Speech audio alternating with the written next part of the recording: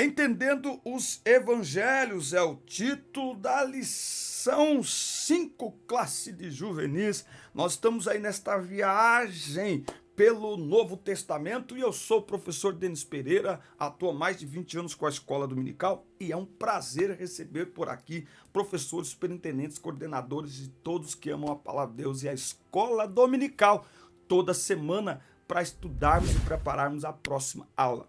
Na tua igreja tem um departamento de escola dominical, não tem? Então, por favor, compartilhe o link do nosso canal com toda a sua igreja, com todos os professores, com a sua cidade, com o seu campo, com Marte. Compartilhe, irmão.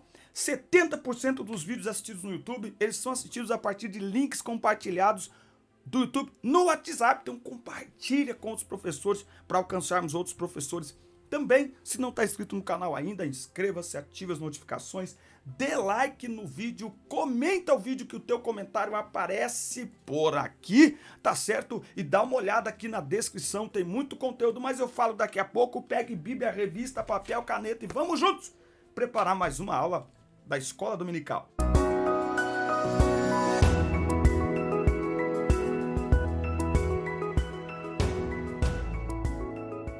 Muito bem.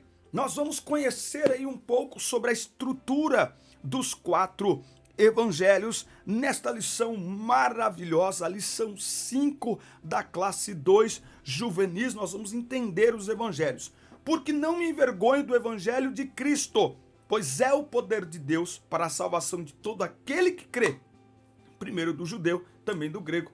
Romanos 1:16. São 4 evangelhos ou um evangelho sobre 4 perspectivas diferentes. Quem assistiu à última aula sabe a resposta. E você? Responde aí para nós nos comentários. Presta atenção nos avisos rapidinho aqui, ó.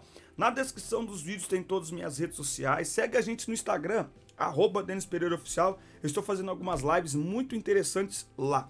Você vai encontrar aqui no canal dinâmicas. Você vai encontrar aqui no canal lives com professores da Escola Dominical e também com comentaristas da CPAD. Dia 28 agora teremos uma live com o pastor e comentarista da CPAD, pastor Douglas Batista. Você vai encontrar aqui na descrição um link para acessar grupos do WhatsApp.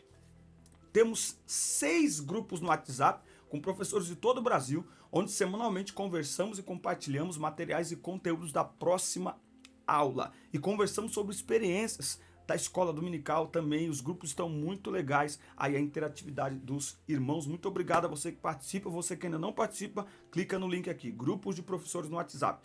Tem um outro link aqui, baixar conteúdo, material de apoio em PDF. Clica aí, você vai abrir pastas no Drive, pastas por aula e por classe. Tem aí, tem uma pasta marcadores de página, você pode baixar e imprimir para sua classe, para sua igreja, tem para todas as classes. Tem também uma pasta certificados de conclusão do trimestre, já para a conclusão desse trimestre aqui, estão prontos, é só você baixar e imprimir. E logo, um material para conclusão, uma prova, um quiz, alguma coisa nós vamos preparar, já estamos pensando aqui para preparar para o encerramento desse trimestre, tá certo? Pega a revista, pegue sua revista e vamos juntos estudar aqui os evangelhos. Tópico 1 na sua tela. Os evangelhos sinóticos. Só um instante. Muito bem, tópico 1 na tela para você, os evangelhos sinóticos. Você já viu quanto cada um de nós narra o mesmo fato que aconteceu de forma diferente? Consegue perceber as similaridades e diferenças quando pessoas distintas narram o mesmo ocorrido? Isso acontece devido à cosmovisão única que cada um de nós possui. Por isso que eu perguntei, são 4 evangelhos: Evangelho de Marcos, Evangelho de Mateus, Evangelho de Marcos, Evangelho de Lucas, Evangelho de João, ou apenas um evangelho? Nós já falamos na outra aula. É Evangelho de Jesus Cristo, só tem um evangelho. Só que são sobre 4 óticas diferentes, certo? São de culturas diferentes e eles são escritos para pessoas diferentes, certo? Mateus escreve para os romanos, Lucas para os gregos, João escreve de uma maneira mais universal e Marcos escreve para os judeus. Então, hipoteticamente, se um médico legista, um agente de seguros e um assistente social testemunhassem o mesmo acidente de carro, cada um narraria o ocorrido à sua maneira, dando maior destaque àquilo que lhe é peculiar. e dependendo do público para quem eles escrevem. Então, se você escreve para advogados, você vai escrever numa linguagem do direito. Você vai usar palavras diferentes para contar a mesma história, certo? Isso, inclusive, ele é interessante. Eu estou dizendo para vocês, se não assistiu ainda, eu vou gravar um vídeo. Eu vou gravar um vídeo com filmes indicados para assistir e em família e para assistir na igreja. Deus Não Está Morto, tá? A trilogia são 4 filmes e mais um filme Em Defesa de Cristo. Não é trilogia, esses são 4 filmes, né, irmão? Trilogia seriam 3. Mas enfim, Deus Não Está Morto tem uma sequência de 4 filmes e Em Defesa de Cristo, que faz parte, Deus Não Está Morto, 1, 2, 3 e 4. Em Defesa de Cristo faz parte desse segmento do Deus Não Está Morto. E lá tem uma instrução muito interessante, que é o seguinte: não se espera que pessoas diferentes, ao testemunharem um fato, usem as mesmas palavras. Se isso acontecer, significa que o testemunho destas pessoas foi falsificado, porque elas combinaram o que iriam testemunhar. Então, para que um testemunho seja considerado verdadeiro, espera-se que testemunhas diferentes testemunhem o ocorrido de forma verdadeira, mas acrescentando ao seu testemunho detalhes que ela percebeu, que o outro não percebeu, mas que não alteram a verdade do testemunho, certo? Por quê? Porque cada um tem uma cosmovisão diferente. Então, um médico focaria, por exemplo, Lucas. Você percebe que o evangelho de Lucas, quando ele trata da crucificação de Cristo, ele apresenta detalhes que os outros evangelhos não apresentam. Por quê? Porque Lucas é médico. Então, do ponto de vista médico, você tem uma ilustração, um testemunho da morte, da crucificação de Cristo, o sofrimento de Cristo, diferente lá no evangelho de Lucas. Então, podemos então assim compreender as similaridades e distinções entre os 4 evangelhos. A gente costuma dizer 4 evangelhos, ok? Mas, certo? É um evangelho, 4 pessoas, certo? Por causa das muitas histórias em comum, os evangelhos de Mateus, Marcos e Lucas são chamados de sinóticos. Eles são chamados sinóticos porque têm histórias em comum, visão conjunta, visão idêntica, certo? É por isso que há textos que eles têm referências em outros evangelhos, não é? Então há, por exemplo, deixa eu abrir aqui, porque a Bíblia que eu estou aqui, ela não tem. Por exemplo, os evangelhos sinóticos, eles têm, a ascensão de Jesus. Eu estou aqui em Lucas 24 e 50. E ele tem aqui a referência, Marcos 16, 19 e 20. O batismo de Jesus em Lucas 20, também tem Mateus 21, 23 a 27, Marcos 11, 27 ao 33. Então você percebe que ele tem outras referências, certo? Por quê? Porque são evangelhos sinóticos. Você quer ver só um texto que eu tenho me debruçado sobre ele, discutido com algumas pessoas, algo interessante? Olha isso aqui, eu vou aproveitar até para fazer aqui uma anotação. Aqui, olha só. Olha aqui, olha só. Lucas 5, isso aqui é muito interessante para mim. Lucas 5, versículo 2. E viu estar 2 barcos junto à praia do lago, e os pescadores haviam descido deles. Presta atenção nisso aqui, eu vou anotar na minha Bíblia. E os pescadores, havendo descido deles, estavam lavando as redes. Agora vamos ver o que Marcos 1 e 16 fala do mesmo assunto. Marcos 1 e 16, ele vai falar da mesma coisa aqui, olha só. Marcos 1 e 16. E, andando junto ao mar da Galileia, viu Simão e André, seu irmão, que lançavam a rede ao mar, pois eram pescadores.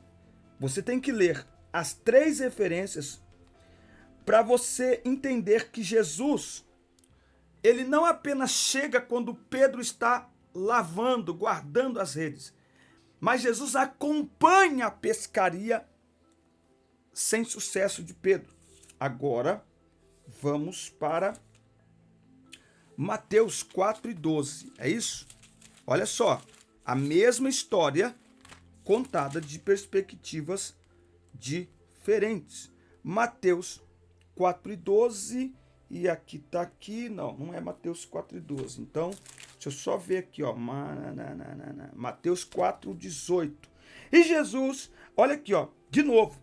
E Jesus, andando junto ao mar da Galileia, viu dois irmãos, os quais lançavam as redes ao mar, porque eram pescadores. Então, Jesus acompanhou ali, não é? Essa pescaria. Agora, se você ler Mateus e Marcos, você vai ver que Jesus acompanhou a pescaria. Só Lucas é que vai dizer e que vai mostrar que Jesus acompanhou a pescaria e ficou esperando eles na praia. Certo? E aí, quando Jesus chega, eles estão lavando as redes. Por que eu estou falando isso aqui? Porque há uma ideia de que Pedro estava desanimado, porque teve uma noite sem sucesso. Mas aqui, o texto utilizado aqui, diz que ele estava lavando as redes. Não diz que ele estava desanimado em momento algum. É uma inferência do texto, que se faz. Ele estava desanimado porque pescou e não pegou nada. Mas o texto não diz em lugar nenhum que ele estava desanimado. Então, para a gente não ter interpretações equivocadas, nós precisamos ler todas as referências, certo? Por quê? Porque essas peculiaridades, elas saltam mais aos olhos quando nos inteiramos de que foram escritas para povos de culturas diferentes. Mateus para os judeus, Marcos para os romanos e Lucas para os gregos, certo? Muito bem. A relação entre os evangelhos, não é? A relação aqui entre os evangelhos. Sobre os registros feitos pelos escritores nos 4 evangelhos, vemos que a relação entre eles é de diálogo. Mesmo com a perspectiva diferente dos autores em cada texto, eles se completam. Não no sentido da narrativa cronológica dos fatos, mas na mensagem. 2 exemplos claros são os relatos da tentação de Jesus e a cura da mulher que tinha um fluxo de sangue. Você já se inscreveu no canal? Ainda não? Inscreva-se, ative as notificações, dê like no vídeo e deixe seu comentário, que é muito, muito importante para nós. E fique atento, tem treinamento especial para professores da escola dominical sendo preparados aí para vocês nos próximos dias. Veja, nós temos aqui os relatos da tentação de Jesus e a cura da mulher que tinha um fluxo de sangue. No primeiro caso, Marcos escreve: e logo o Espírito o impeliu para o deserto, e ali esteve no deserto 40 dias tentado por Satanás. E vivia entre feras e os anjos o serviam. Bem resumido, não acha? Agora, só por esse trecho não temos a informação de que Jesus estava em jejum no deserto. Nem sabemos que tipo de tentação ele sofreu, nem vemos a forma como ele resistiu.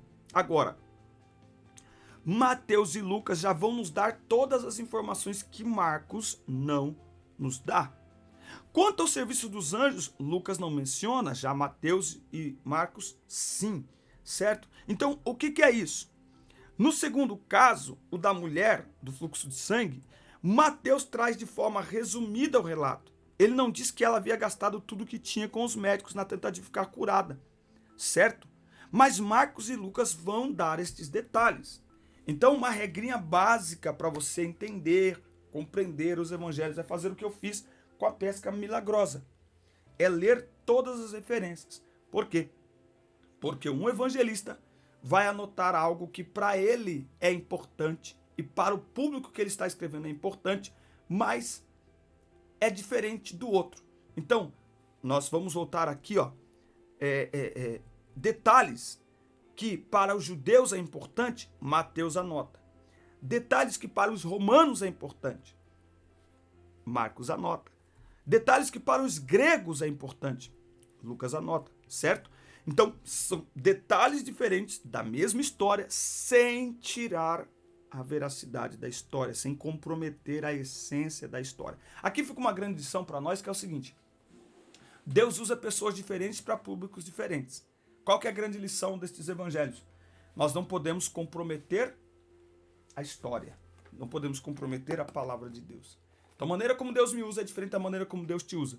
Mas nós precisamos aprender com Mateus, Marcos e Lucas. Podemos pregar de forma diferente, mas não podemos comprometer o conteúdo da palavra de Deus. Essa foi demais. Meu Deus do céu. Aleluia. Tópico 3. Aspectos dos evangelhos sinóticos, não é? Em linhas gerais, os evangelhos sinóticos apresentam as seguintes características. Mateus tem 28 capítulos. Ele apresenta a genealogia de Jesus. Por que ele apresenta a genealogia de Jesus? Porque ele foi escrito para os judeus, e para os judeus a genealogia faz toda a diferença, tá? Toda a diferença, a raiz genealógica. É filho de quem é. Lembra quando Saul pergunta sobre Davi? Quem que é esse rapaz aí? Quem responde para ele, fala, ele é filho de Jessé, o belemita. Ele está dando a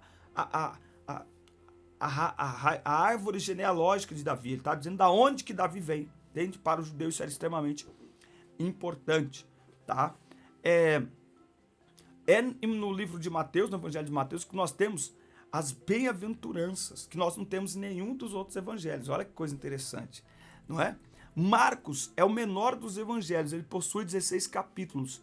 E ele se detém mais a contar os feitos de Jesus, os milagres, maravilhas e prodígios realizados pelo Senhor. Os ensinos de Jesus também se fazem presentes no evangelho de Marcos, mas muitos deles ocorreram durante alguns dos milagres realizados, principalmente quando alguém questionava o que estava ali ocorrendo. Então, é o menor dos evangelhos, mas foca bastante em milagres, e através dos milagres Jesus ensina grandes lições, principalmente para as pessoas que o questionam.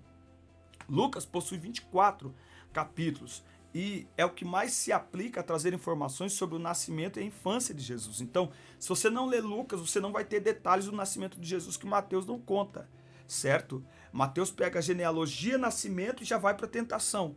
Lucas ele vai trazer alguns detalhes sobre o nascimento de Jesus, como por exemplo o nascimento de João Batista, certo? Embora Mateus e Marcos também tenham muitas parábolas, Lucas tem forte presença de ensinos de Jesus usando esse tipo de figura de linguagem. É aqui que a gente vai encontrar a parábola da ovelha perdida, da dracma perdida, do filho pródigo, certo? Muito bem. E aí nós temos o quarto evangelho, que é o evangelho de João, aqui no tópico 4. Ele não está listado entre os sinóticos pelo fato de haver nele relatos diferentes em relação aos outros três, isto é, possui poucas situações contidas nos outros. Por exemplo, nenhuma parábola é encontrada no evangelho de João, embora tenha ali outras figuras de linguagem, certo? Não tem. Ele já apresenta Jesus como o verbo encarnado que habitou entre nós. Então ele já... Por quê? Porque o evangelho de João ele é escrito para revelar a divindade de Cristo, certo? Por isso que é considerado o evangelho universal, não é? Universal. É nele que se destaca também o encontro de Jesus com inúmeras pessoas desejosas. Então é nele que a gente tem a mulher samaritana, é nele que a gente tem a mulher adúltera, é nele que a gente tem Nicodemos, é tudo lá no evangelho de João, certo? Que nós encontramos.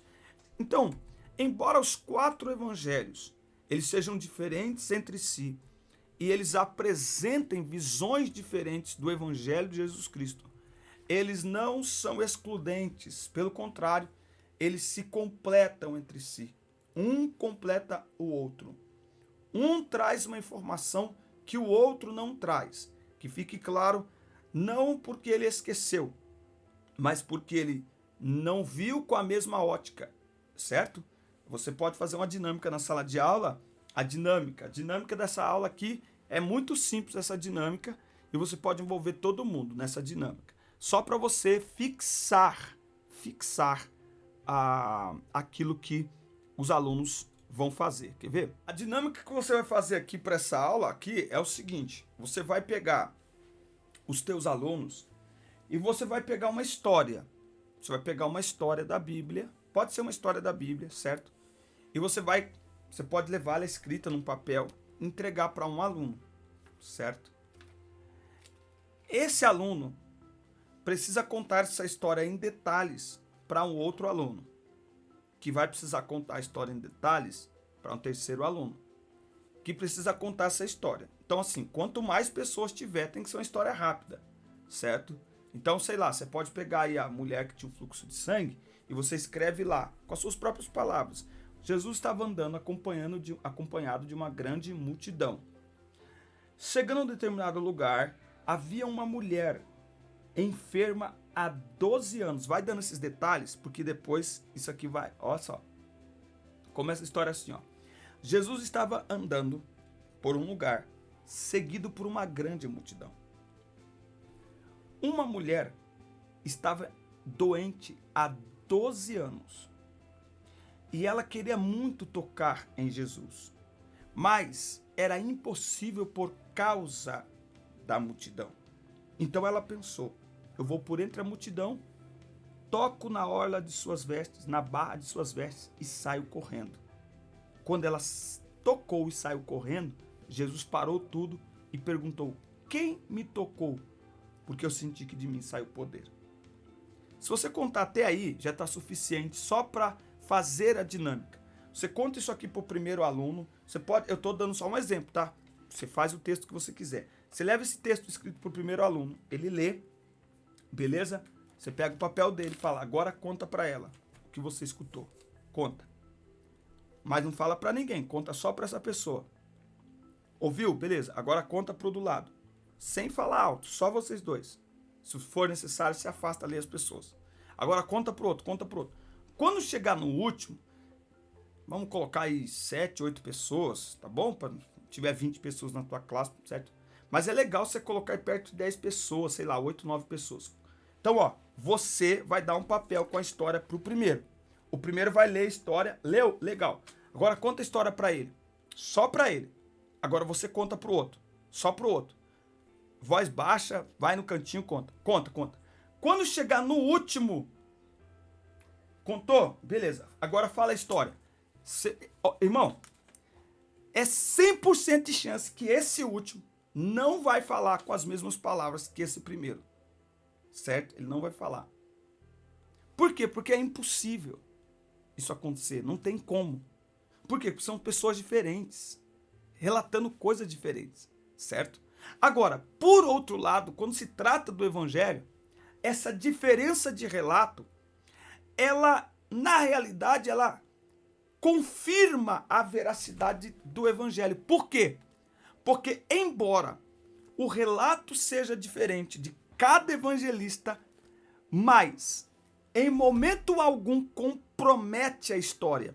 Apenas acrescenta algo que o outro não viu. Por obra de quem? Do Espírito Santo. Então, com essa dinâmica, o que você vai mostrar? Que se a escrita bíblica fosse uma atividade meramente humana, não havia a menor possibilidade desse livro, escrito por pessoas diferentes, ser tão coerente, ser tão completo. O que atesta, o que comprova, uma das coisas que comprovam que esse livro é a palavra de Deus, é que ele foi inspirado pelo Espírito Santo. Por isso que escrito por pessoas diferentes, em ambientes diferentes e para pessoas diferentes, ele não se contradiz, pelo contrário, os relatos se completam. Eita, faz essa dinâmica lá, vai ficar muito bonita na sua sala de aula. Muito obrigado por nos acompanhar até aqui. Um forte abraço, assista, curta, compartilhe, inscreva-se no canal. E até o nosso próximo encontro. Deus abençoe.